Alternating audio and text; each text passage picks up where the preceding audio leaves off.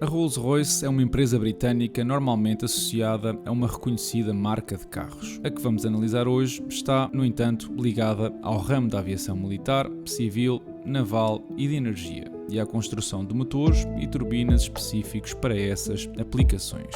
Mas então, qual é o modelo de negócio desta empresa? Será que existe aqui potencial para um investimento a longo prazo? Hoje vamos descobrir. Fica desse lado e vamos a isso.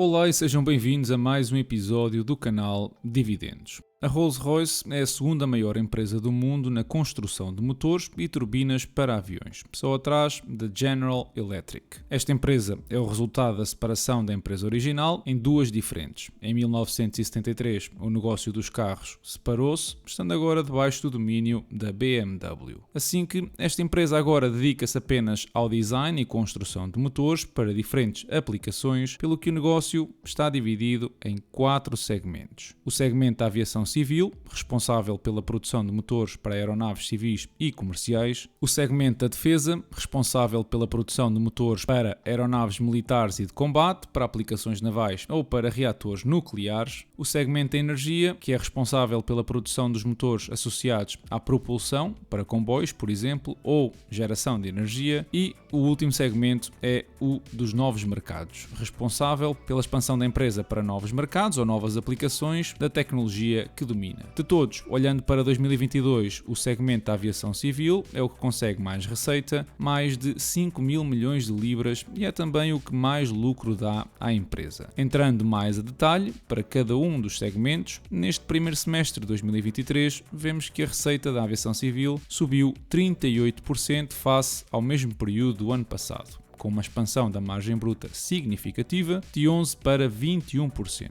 A margem operativa seguiu o mesmo caminho e fixou-se nos 12,4%. Vemos que a maioria da receita deste segmento provém de serviços de reparação e manutenção e apenas 1/3 diz respeito à produção de novas unidades de motores. A Rolls-Royce tem um catálogo significativo de motores para cada tipo de avião, onde o mais conhecido é o Trent 700, que podes encontrar nos aviões Airbus A330 e que normalmente duram mais ou menos 11 anos. Mas também motores para os Boeing 787 ou motores ainda mais pequenos para aeronaves de negócios como o BR-710. 70% dos motores são animais de grande porte e apenas 30% dedicados a uma categoria mais pequena. A cota de mercado para diferentes aviões é significativa e isso mostra a vantagem competitiva que a empresa tem sobre a maioria da concorrência. O segmento da defesa trouxe menos receita em 2023 e a margem bruta decaiu ligeiramente de 20%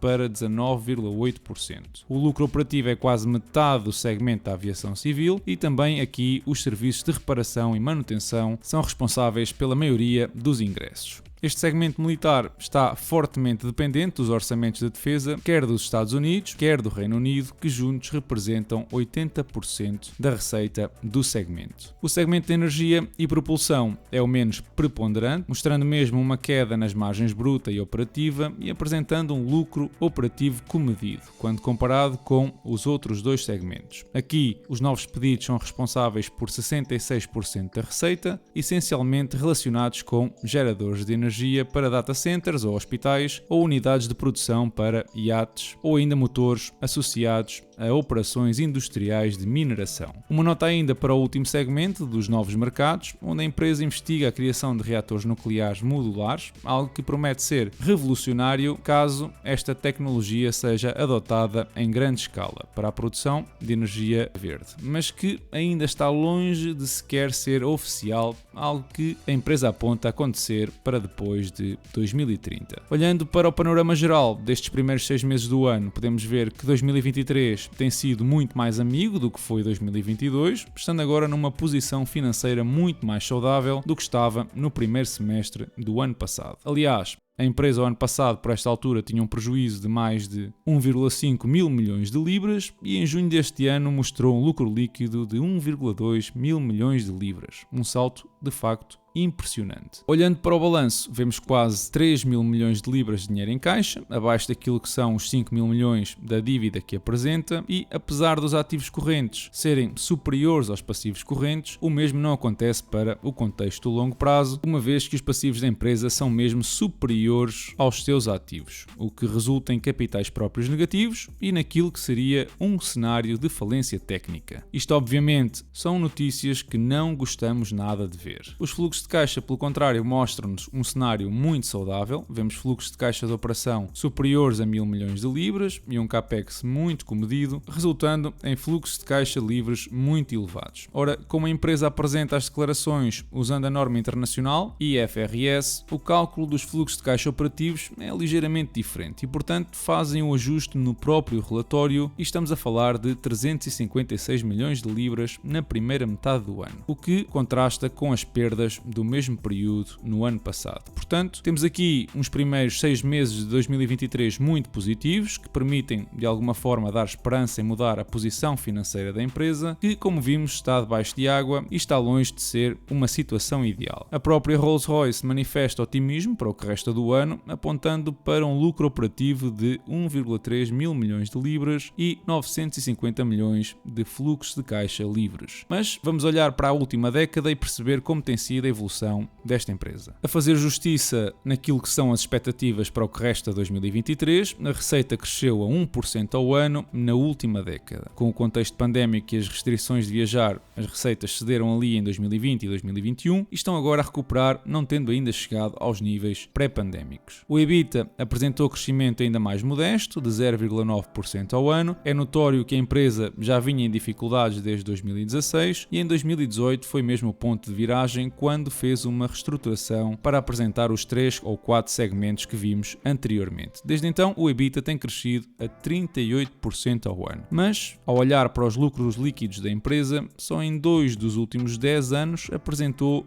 lucros dignos desse nome. Isto não é para nada positivo, mesmo o número de ações como consequência da reestruturação tem vindo a aumentar cada vez mais. Reparem como a evolução do balanço nos mostra que desde 2018 os passivos superaram os ativos e não mais conseguiram pôr ordem na casa. Apesar da alavancagem rondar as 1,2 vezes o EBITDA, as métricas de performance mostram um comportamento errático, fruto dos lucros inconstantes, ora positivos, ora apresentando prejuízos. A dívida essa mostra pagamentos de 500 milhões de euros em 2024, 1.000 milhões em 2025 e um valor semelhante em 2026, ainda que numa combinação entre euros e libras. Já a nível dos fluxos de caixa, para os 700 milhões de libras deste ano, estaríamos a olhar para um crescimento anual de 10% desde 2014, mas se olharem com mais atenção, estão basicamente ao mesmo nível de 2019 e ligeiramente acima de 2018, pelo que nas projeções vamos ter de ser cautelosos. Com estes fluxos de caixa é provável que as obrigações que vimos de 2025 tenham mesmo de ser refinanciadas. E vamos precisamente passar já para as projeções de que eu acredito serem cenários possíveis para os próximos 10 anos. Ora, começando pelo EBITDA, vimos que o crescimento anual é inferior a 1%, e eu aqui até estou a ser bastante otimista, projetando crescimentos entre 2% a 3%, o que me daria, para múltiplos de saída entre as 6 a 9 vezes, um preço em 2033 de 2,5 libras.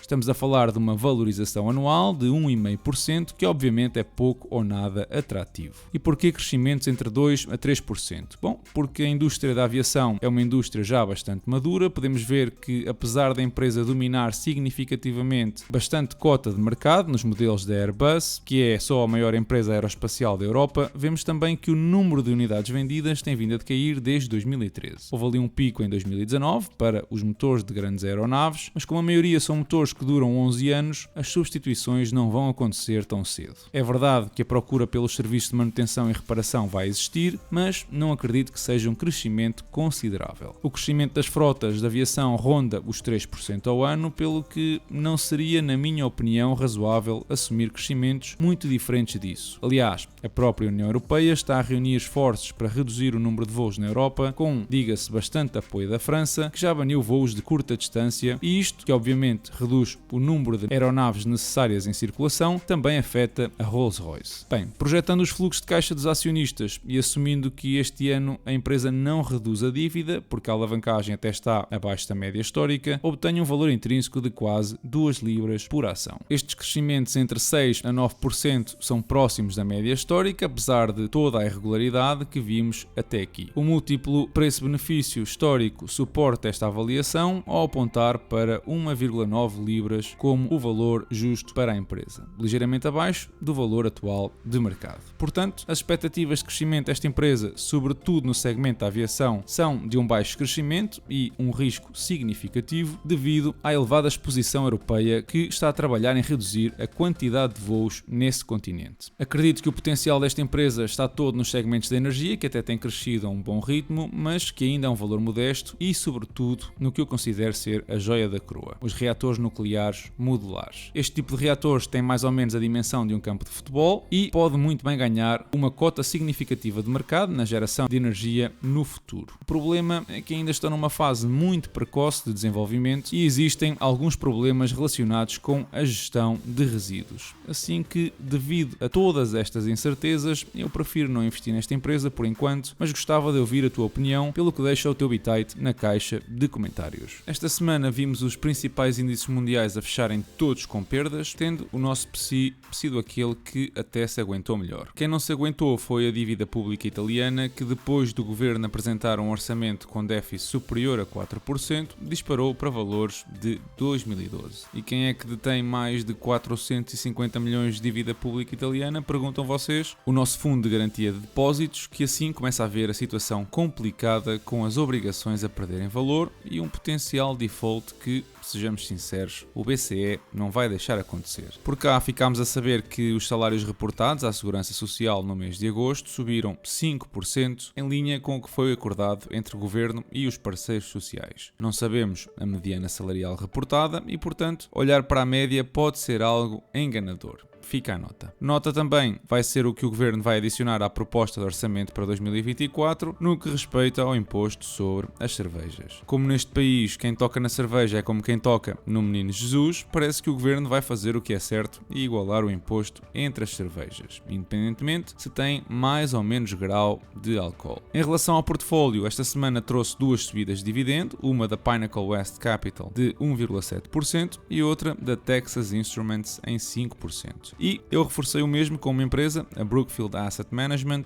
uma das maiores gestoras de ativos no mundo e com um registro de evolução impressionante que promete continuar. Recentemente já tinha reforçado a minha posição na empresa-mãe, onde ganho a exposição a uma série de indústrias, entre elas de seguros, que está a crescer a bom ritmo, e com este reforço ganho também exposição direta àquilo que é uma empresa altamente lucrativa, com um potencial de crescimento elevado e que promete crescer o dividendo entre 10% a 15% ao ano. O valor do portfólio em si seguiu a tendência dos mercados e fechou a semana nos 22% de valorização, com 43 dólares de dividendos recebidos até agora em outubro. Antes de fechar, uma nota para a análise que fiz da Rolls-Royce, que entretanto ficámos a conhecer que vai despedir 6% da força laboral na tentativa de controlar custos e assim adaptar-se melhor ao plano de longo prazo que vão apresentar no próximo mês. E é tudo por hoje. Já sabes que podes deixar um like se gostaste do episódio, subscrever o canal, seguir-me nas redes sociais Patreon e Instagram, onde eu vou subindo mais conteúdo, e partilhar a tua opinião na caixa de comentários. Eu desejo-vos uma excelente semana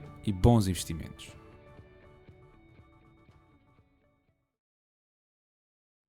E relativamente aos desafios que o partido pode enfrentar, sendo a Mariana um rosto de continuidade, qual será aqui a margem para a renovação? Isso é já uma questão mais de tática política. Eu acho que o principal adversário do Bloco de Esquerda é a realidade, porque a maior parte das soluções que o Bloco de Esquerda apresenta não são soluções e contribuíam para piorar muitos dos problemas. E, portanto, eu acho que o principal adversário aqui é a realidade. E uma das coisas que eu achei muito curiosas no discurso foi eleger a luta contra a Troika. Bom, a Troika saiu de Portugal em 2014, nós estamos em 2023. E quando se fala em lutar contra a Troika, foi precisamente o partido que esteve aliado com o Bloco de Esquerda, o Partido Socialista, que chamou a Troika. E para nós conseguirmos lutar contra a Troika e tirar a Troika de Portugal, a não ser que a Mariana Mortágua esteja a planear filiar-se ou no PSD ou no CDS, já vai um bocadinho tarde para o fazer, porque isso já foi feito em 2014 por esses dois partidos. Whoa, my goodness! Out of nowhere. Oh, she found it.